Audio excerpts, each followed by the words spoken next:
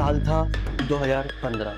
IIT Madras के एक छोटे से हॉस्टल रूम में एक स्टूडेंट रात भर लैपटॉप पर कोडिंग कर रहा था। उस वक्त उसके लिए गूगल सिर्फ एक सर्च इंजन था, लेकिन कुछ ही सालों बाद वही लड़का एक ऐसी एआई कंपनी बनाएगा जिसे लोग गूगल के सबसे बड़े चैलेंजेस में गिनने लगेंगे। उस लड़का का नाम अरविंद श्रीनिवास।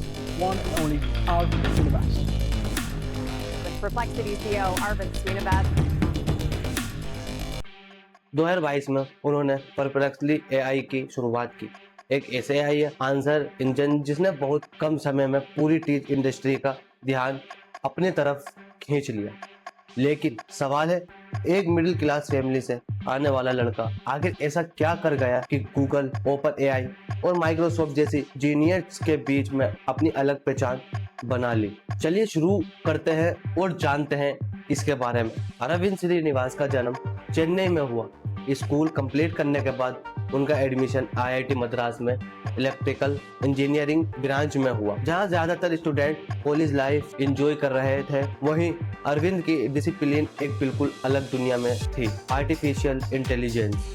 शुरुआत में उन्हें मशीन लर्निंग के बारे में ज्यादा नॉलेज नहीं थी, फिर भी उन्हें कॉलेज की एक एमएल कंपटीशन में पार्टिसिपेट किया और लगभग बिना तैयारी के उन्हें कंपटीशन को जीत लिया। यहीं से उनकी डायरेक्शन बदल गई। 2017 में वो हायर स्टडीज के लिए अमेरिका की यूएस ब्रेकली पहुंच गए, जहां उन्होंने कंप्यूटर साइंस में रिसर्च शुरू कर दी। रिसर्च के दौरान उन्हें ओपन एआई, गूगल ब्रेन और डीप माइंड जैसे टॉप एआई रिसर्चर के साथ काम करने का मौका मिला। वहीं उन्होंने एक इम्पोर्टेंट चीज नोटिस की, फ्यूचर सिर्फ सर्च का नहीं, एआई आंसर का होगा। फिर आया साल 2022। चैट जीपीटी ने दुनिया को दिखा दिया कि एआई इंसानों की तरह बात कर सकता है, लेकिन एक प्रॉब्लम अभी भी थी। चैट जीपीटी आंसर तो देता था, लेकिन हर बार रीजनेबल स्कोर या रेफरेंस क्लियरिटी नहीं दिखाता था। दूसरी तरफ गूगल हजारों लिंक्स दिखा देता था, लेकिन सही जवाब ढूंढना यूजर्स की जिम्मेदारी होती थी। यहीं अरविंद को एक बड़ा अपॉर्चुनिटी नजर आया। उन्होंने सोचा क्यों न एक ऐसा एआई बनाया जाए जो इंटरनेट से रियल टाइम इंफॉर्मेशन लाए, उसका कॉन्सेंस आंसर दे और साथ ही हर इंफॉर्मेशन का स्कोर भी दिखाए। इसी आइडिया से जन्म हुआ परप्लेक्सिटी एआई का। लेकिन आइडिया जितना बड़ा था उतनी ही बड़ी उसकी कॉस्ट भी थी। अपना खुद का लार्ज लैंग्वेज मॉडल बनाना $1 बिलियन गेम था। अरविंद के पास इतना रिसोर्स नहीं थे, इसलिए उन्होंने एक स्मार्ट स्ट्रेटेजी चूज की।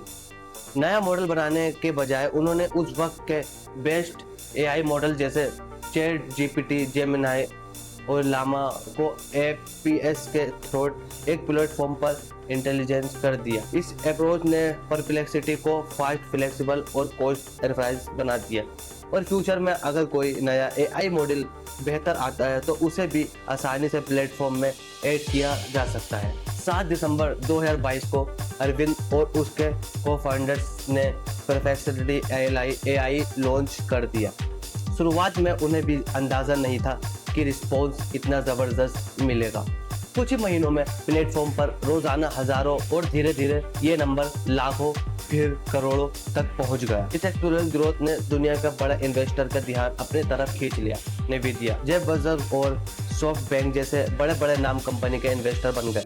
कुछ ही सालों में परप्लेक्सिटी दुनिया का फास्टेस्ट ग्रोइंग एआई स्टार्टअप में शामिल हो गया। लेकिन सबसे इंटरेस्टिंग सवाल अब भी वही है, अगर परप्लेक्सिटी इतना अच्छा प्रोडक्ट बना सकता है तो गूगल खुद ऐसा क्यों नहीं बना देता? जवाब उसके बिजनेस मॉडल में छुपा है। गूगल की इनकम का बहुत बड़ा हिस्सा एड से आता है।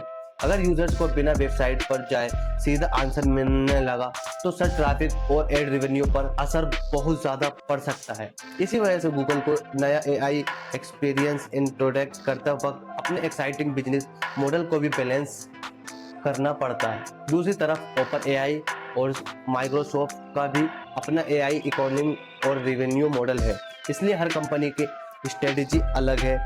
आज अरविंद श्रीनिवास का विजन काफी क्लियर है। फ्यूचर सिर्फ सर्च इंजीनियर्स का नहीं, आंसर इंजन्स का है। एक ऐसा फ्यूचर जहां लोग सिर्फ इंफॉर्मेशन ढूंढने नहीं बल्कि इंफॉर्मेशन को समझने, कंपेयर करने और बेटर डिसीजन लेने के लिए एआई का यूज करेंगे। और शायद इसी वजह से एक वक्त आईआईटी मद्रास का हॉस्टल रूम में बैठकर कोडिंग करने वाला लड़का आज दुनिया की सबसे बड़ी टेक कंपनीज को एआई का फ्यूचर के बारे में दोबारा सोचने पर मजबूर कर देता है। यही थी छोटी सी कहानी।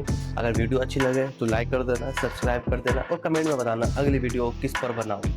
मिलते हैं नेक्स्ट वीडियो में, तब तक खुदा हाफिज़।